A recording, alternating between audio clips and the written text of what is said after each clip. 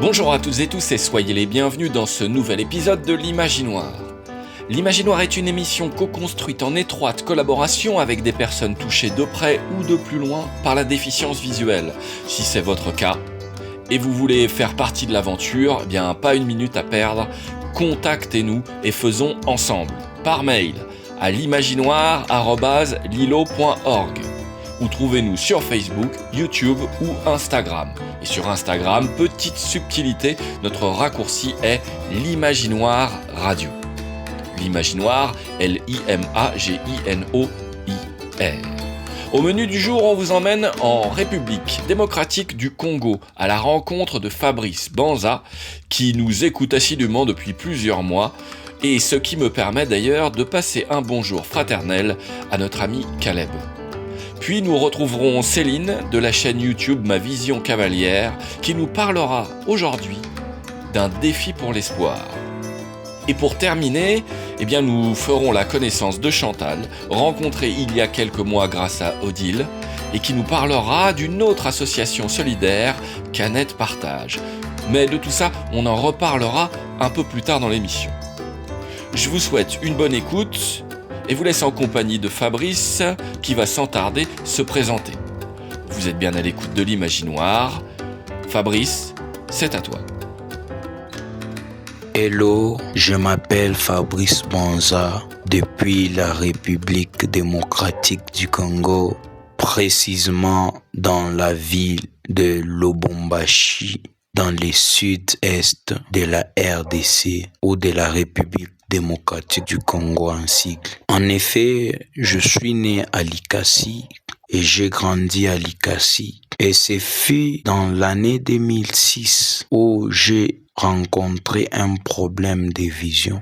Et avant d'aller plus loin avec cette histoire, l'objectif pour lequel je passe dans cette émission, c'est pour encourager des personnes qui sont dans le même état ou qui se retrouvent dans le même état que moi, leur dire que c'est encore possible, leur réconforter, leur donner une lueur d'espoir, puisque la plupart des gens pensent qu'être non-voyant, pensent qu'être dépourvu de la vue, c'est la fin. Et alors à partir de cette histoire, ou à partir de mon histoire, je suis venu vous réconforter, vous dire que c'est encore possible. Ce n'est pas fini, c'est encore possible. Au fait, c'est dans cette année 2006 où j'ai eu à contracter une maladie. Et cette maladie, c'est la maladie de la rougeole. C'est à partir de ce moment que j'ai commencé à avoir un problème de vision. Tout ce temps, je voyais. Mais il est arrivé un jour où je me suis réveillé, je ne pouvais plus voir encore. Quand je me suis réveillé, j'étais dépourvu de ma vision. Je ne pouvais plus encore voir comme toutes les personnes. Et alors, c'est quelque chose qui avait vraiment découragé ma famille. C'est quelque chose qui avait vraiment enlevé la paix dans les cœurs de mes parents. Et c'était vraiment difficile à supporter et à expliquer. Et malgré cela, mes parents avaient pris la décision de chercher une solution par rapport à ça. Et la solution, c'était de venir dans la ville de Lubumbashi. Comme il y avait des spécialistes en ce qui concerne les problèmes des yeux à l'hôpital Sendoué, j'ai subi une opération.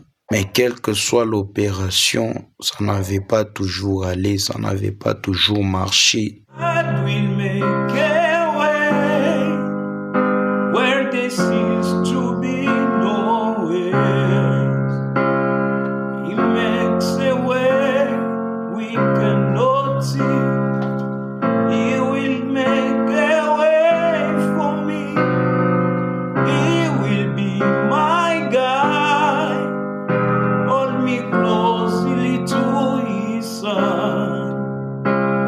With love and strength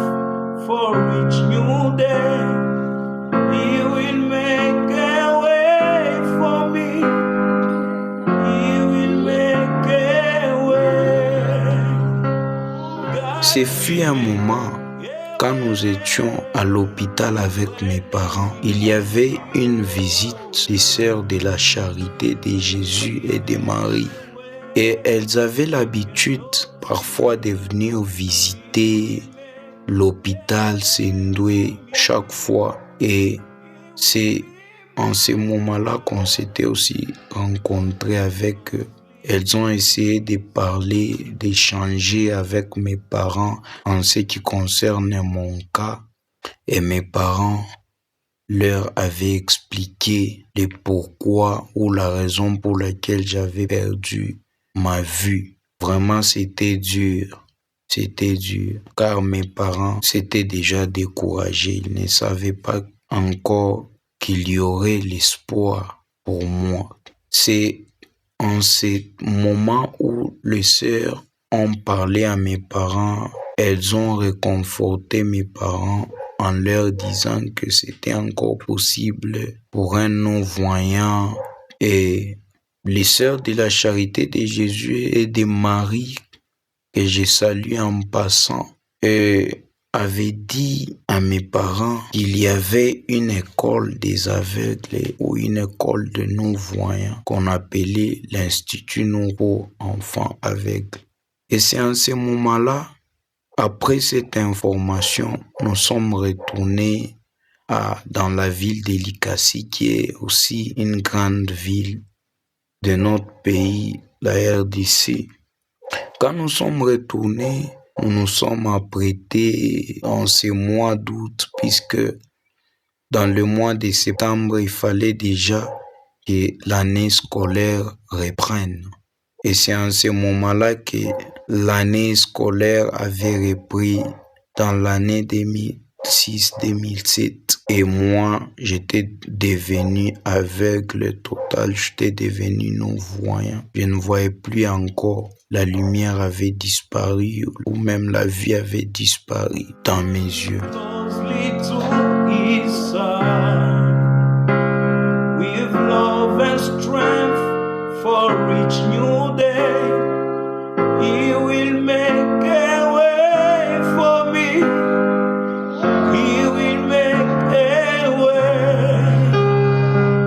God will make a way where there seems to be no way. He makes a way we cannot see. He will make a way for me. Vous êtes bien à l'écoute de l'Imaginoire. On est en compagnie de Fabrice qui nous raconte son parcours de déficient visuel en République démocratique du Congo. Retour à l'entretien. Et alors, quand je suis parti à Lubumbashi, c'était difficile pour moi de me retrouver à l'Institut Nouveau. Vu que j'étais nouveau, je ne savais pas me retrouver, je ne pouvais pas détecter le dortoir, le réfectoire, et c'était vraiment difficile pour moi. Mais en évoluant avec les amis, je me suis retrouvé dans l'enclos où j'ai trouvé des personnes de même cas que moi. C'était ma seule consolation, puisque déjà mes parents, ces temps-là, étaient retournés à Likasi, toujours découragés. Pour eux, ils pensaient que ça ne pouvait pas aller. Et alors, j'ai appris l'écriture braille. En tout cas, je m'étais retrouvé à l'internat, à l'école quand même. J'avais commencé à reprendre espoir, j'avais commencé à reprendre courage, puisque l'endroit où j'étais arrivé, j'avais trouvé au moins une lueur d'espoir. Au fait, c'était en janvier où il fallait prendre les vacances de Noël. Et quand je suis retourné dans ma ville d'origine, qui est la ville de Likasi, mes parents avaient constaté un changement. Mes parents avaient constaté que je n'étais pas la même personne, que j'avais changé, je pouvais me retrouver, je pouvais marcher seul, je pouvais me repérer ça et là. Et c'était vraiment bien pour les parents, c'était quelque chose qui avait au moins réconforté mes parents, qui avait au moins fait croire à mes parents que c'était encore possible pour moi. Et c'est en ce moment-là que j'avais décidé d'aller m'inscrire à un centre d'anglais. Vu que dans mon quartier, il y avait un ami à moi qui aimait vraiment l'anglais. Alors, c'était quelqu'un qui m'avait aussi boosté. Je me suis décidé aussi d'aller m'inscrire à un centre d'anglais. Mais quelque chose de bizarre, c'est que quand je suis arrivé à ce centre d'anglais, l'effet juste de me voir, ils m'ont jugé par rapport à ce que j'étais, par rapport à mon handicap. Et ils se sont dit, comme il ne peut pas réussir, selon eux, comme il ne peut pas réussir à s'intégrer, faisons-lui passer à un test pour voir si je pouvais être capable d'apprendre aussi l'anglais selon eux. J'ai réussi à ce test et c'était quelque chose qui avait vraiment étonné les centres, qui avait étonné vraiment tous les professeurs du centre. Et c'était quelque chose qui a intrigué tout le monde. Et alors, ils ne pouvaient plus encore me mettre des barrières. Raison pour laquelle j'ai commencé à apprendre l'anglais. Et quand je suis retourné dans cette année, c'était maintenant l'année 2007, l'anglais est devenu aussi quelque chose d'important pour moi. Ça m'a donné de la valeur à l'internat. Mes amis pouvaient me côtoyer. See the way you care for me, you carry my matter for your head, oh, in the melody song. See the way you love me, oh, see the way you care for me, you carry my matter for your head, oh, in the melody song. Like a little baby, you watch over me. You know they carry me, they play in a melody song. Et alors, j'ai été formé à l'école avec le braille, avec l'informatique. Et jusqu'à ce que j'ai fini mes études et vraiment, c'était un parcours, mais parsemé des obstacles, mais que nous avons eu à franchir. Et maintenant, à un moment, j'ai pris la décision d'aller encore à l'école de musique où j'ai appris le piano. Et c'est quelque chose aussi qui a fait de moi un grand homme, qui a fait de moi une grande personnalité. Because of Jesus Christ, a sky joy overflowing, unlimited favor, this like the river in my. Donc je joue au piano et pour le moment je suis professeur d'anglais.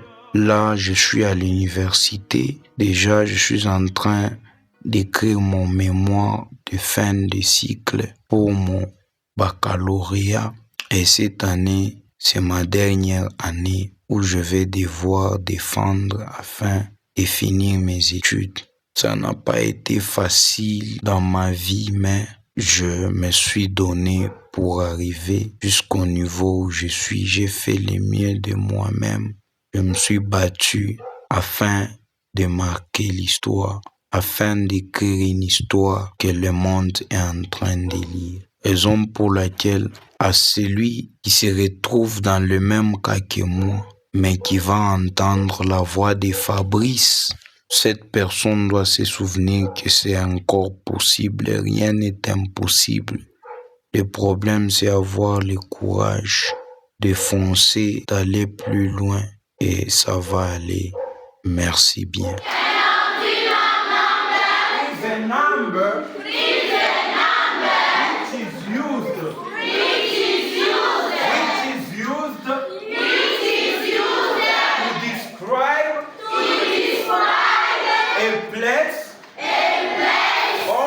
Position.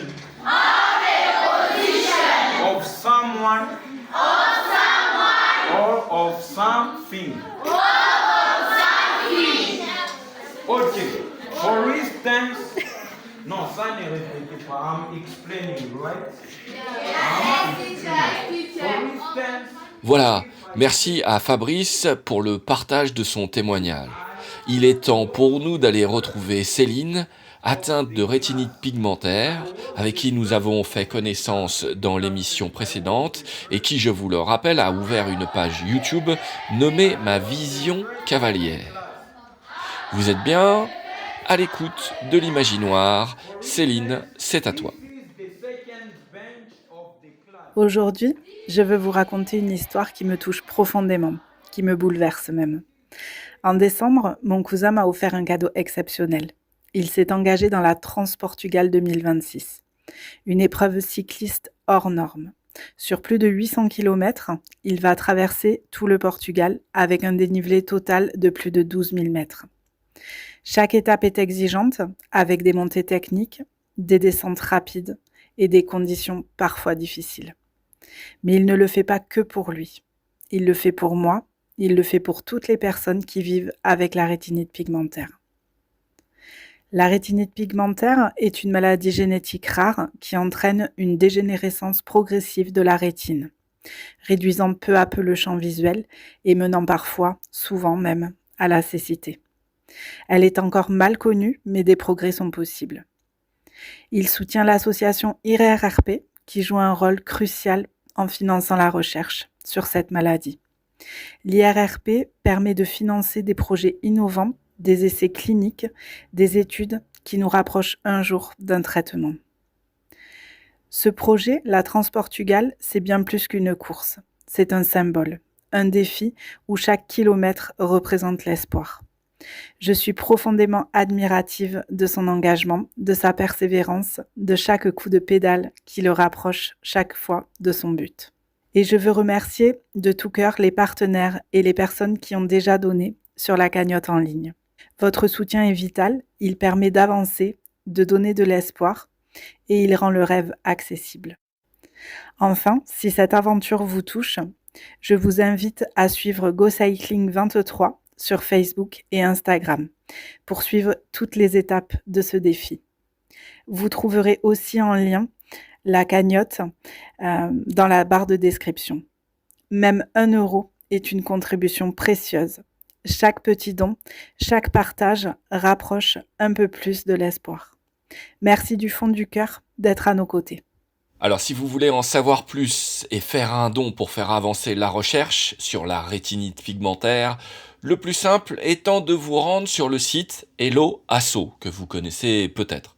Sur ce site, trouvez la page GoCycling23. Ça s'écrit GoCycling 23. Et cette page vous emmènera sur la page de dons. Sinon, vous pouvez également rendre visite à Céline sur sa page YouTube. Vous y trouverez toutes les infos. Sa page se nomme Ma Vision Cavalière. Allez, on part maintenant à la rencontre de Chantal. Chantal est bénévole dans l'association Canettes Partage. Et de cette association, on en reparlera sûrement dans une prochaine émission. On vous propose ce témoignage, c'est afin de rendre hommage à toutes ces personnes anonymes, discrètes, des bénévoles qui font vivre réellement au quotidien la solidarité et qui rend ce pays pas si moche et qui concrètement apportent soutien et réconfort à des personnes touchées, par exemple, par le handicap. Donc Chantal, le micro est à toi. Donc je m'appelle Marie-Chantal Pionnier, j'ai 71 ans et j'ai été amenée à suivre Laurent Gauthier dans son parcours pour notre association Canettes Partage qui recycle les canettes pour aider les enfants vulnérables, surtout les enfants. Je suis leur trésorière à Canettes Partage et j'accompagne Laurent. Donc s'il faut partir en train, j'organise un petit peu toutes les visites qu'on fait en France pour aller faire connaître notre association. Mais alors, qu'est-ce qui t'a fait rentrer dans cette association et puis aussi t'engager quelque part ? J'étais vice-présidente d'un syndicat de déchets, puisque je suis adjoint au maire depuis 25 ans. Et pour l'agglomération du Garaudagnen, je m'occupais du SIDOM, du syndicat intercommunal pour les ordures ménagères. Et j'ai fait la connaissance de Laurent Gauthier, qui, avec son association, puisque c'était parti du conseil municipal des jeunes de Bagnols-sur-Cèze, c'était pour œuvrer pour la récupération des canettes. Et moi, quelque part, ça m'a plu. En plus de ça, mon fils, qui était le gardien de Montpellier footeux, voulait un peu s'impliquer. Donc ça a été le premier parrain de l'association. Et c'est ce qui m'a fait rester un petit peu dans la note pour accompagner Laurent dans ses démarches. Parce que l'association, maintenant, n'arrête pas de grandir. Elle s'étend aussi au niveau national. On va jusqu'en Normandie. Récemment, on était à Toulouse. On fait beaucoup de déplacements, justement, parce qu'on a des gens qui, sur le territoire, nous aident à récupérer les canettes. Et donc, on ne peut qu'aller les féliciter de ce qu'ils font pour Canettes Partage. Voilà. Le site est très important. Il y a toutes les actions menées chaque année depuis 2009. Toutes les actions, tous les partenariats, tous les dons qu'on a fait, tous les enfants qu'on a aidés. Bien sûr, on vous invite à écouter l'émission jusqu'au bout, mais si vous voulez d'ores et déjà en savoir plus sur l'association Canettes Partage, eh bien, je vous donne leur site. Rendez-vous sur canettepartage.fr. Canettes, attention, ça s'écrit avec la lettre K, K-net, N-E-T, partage.fr. Allez, l'heure tourne, on retrouve une dernière fois Chantal. Vous êtes bien à l'écoute de l'Imaginoire. Retour à l'entretien. Des gens sont intéressés, un lycée. Vous allez sur le site, vous allez voir votre région, vous allez voir les différents recycleurs qui sont à votre proximité. Et donc c'est là où après moi j'agis, parce que les gens apportent les canettes chez les recycleurs. Les recycleurs me font un relevé. Donc ça peut être un relevé de 60 centimes, comme un jour j'ai fait une facture de 60 centimes, jusqu'à des 700, 800 euros, parce que les gens apportent beaucoup de ferraille, notamment ces fameuses petites canettes, sachant qu'une canette fait 12 grammes, donc il en faut beaucoup pour avoir de l'argent. Mais bon, je peux faire des factures de 3 euros, 6 euros, voilà. D'accord. Donc moi, ça c'est mon travail. Et je fais les factures mensuellement à chaque recycleur qui nous font des virements sur le compte. Après, c'est sous forme de dons. Il y a beaucoup de gens qui optent pour les dons. On fait des dons à des associations, les Restos du Cœur, les Pupilles des Pompiers, à plusieurs associations. Donc, on reçoit l'argent, mais c'est reversé aussitôt. D'accord. Voilà. Merci à Chantal, Odile, Céline et Fabrice. Exceptionnellement, je reprends la parole un peu plus tôt que d'habitude car j'aimerais vous redonner tous les liens cités dans l'émission et j'aimerais vous laisser le temps de les noter. On commence par la dernière citée, c'est-à-dire Canettes Partage. Rendez-vous sur leur site Canettes Partage. Attention, Canettes, K-N-E-T. Nous vous avons également parlé de Go Cycling 23 qui propose une cagnotte en ligne afin de récolter des dons pour faire avancer la recherche sur la rétinite pigmentaire. Eh bien, rendez-vous cette fois sur le site Hello Asso et faites une recherche via Go Cycling 23. G-O-C-Y-C-L-I-N-G 23. Et pour faire suite au témoignage de Fabrice, eh bien, on vous invite à vous rendre sur la page Facebook nommée Oasis School for the Blind, une école montée par Caleb et ses collègues en RDC afin de venir en aide aux jeunes déficients visuels et un don leur sera également très utile. L'Imaginoire est une émission co-construite avec des personnes touchées par la déficience visuelle. Si c'est votre cas, je le répète, contactez-nous et faisons ensemble. Trouvez-nous sur nos réseaux sociaux ou contactez-nous directement par mail à l'imaginoire@lilo.org. L'Imaginoire est une émission produite par l'association Résonance. L'Imaginoire est soutenu par la CAF Drôme et on les remercie. Car sinon cette émission n'existerait pas. Mais de ça, on en reparlera dans l'émission prochaine. À bientôt donc pour une nouvelle émission.